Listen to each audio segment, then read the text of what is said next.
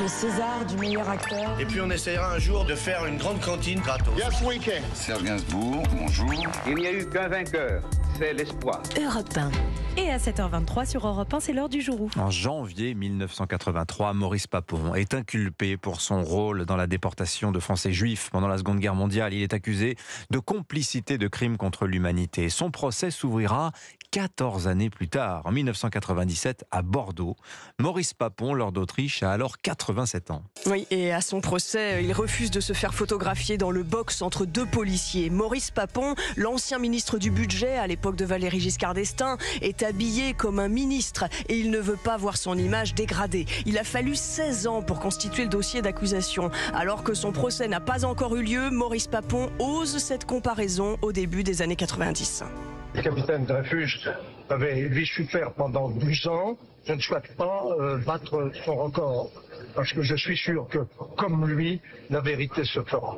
Maurice Papon est rattrapé par son passé au début des années 80. Un membre du personnel des archives de la Gironde découvre à l'époque des documents sur la rafle de Juifs en 1942 et voit la signature de Maurice Papon. Il était sous-préfet de la Gironde pendant l'occupation et il est désormais accusé d'avoir facilité la déportation de 1700 Juifs bordelais.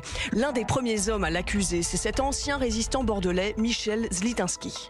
En réalité, c'est rétablir une vérité parce que pour les nouvelles générations, il convient de rappeler que la résistance n'a pas été une image d'Épinal, mais qu'il y a eu une série de usurpateurs qui ont faussé cette image de la résistance. Jusqu'ici, l'image de Maurice Papon était celle d'un homme ayant résisté pendant la guerre, mais au fond, il a servi le régime de Vichy et n'est devenu gaulliste qu'à la Libération. Maurice Papon refuse de reconnaître les faits, il clame son innocence. Après 6 mois de procès, il est finalement condamné à 10 ans de prison. Soulagement chez les familles de déportés qui témoignent sur Europe 1. Je ne peux pas m'empêcher aujourd'hui de penser à mes grands-parents, à mes oncles, à mes tantes.